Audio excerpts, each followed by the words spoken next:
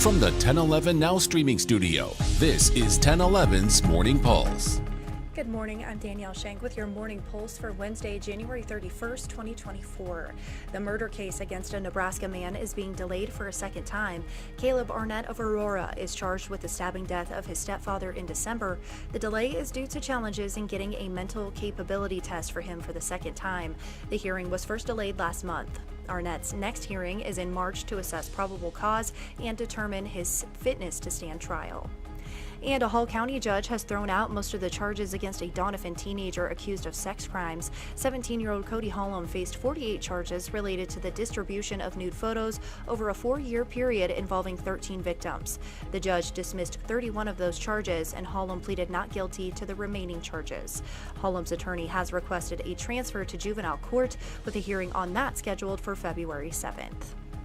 Now to the Nebraska legislature, where a proposed bill would make school bond elections coincide with statewide general elections in even-numbered years. Supporters say it would allow voters who come out in droves during those elections to weigh in more fully, while opponents say it would raise costs for building projects. This comes as Governor Jim Pillen has requested a 40% property tax cut by the end of the legislative session.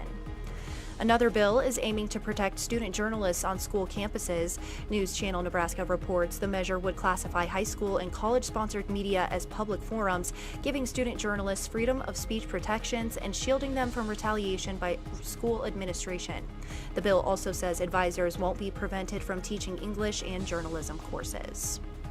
Lastly, NDOT is set to receive $15.3 million from the bipartisan infrastructure law for improvements to some of the state's airports. Senators Deb Fischer and Pete Ricketts announced the federal funding for 21 Nebraska airports. The Lincoln Airport will receive about $1.5 million. Ebley Airfield and Omaha will get the most at about $5.4 million, and North Platte Regional will see about $2.7 million. Rounding out your headlines is a check of the 7-day forecast.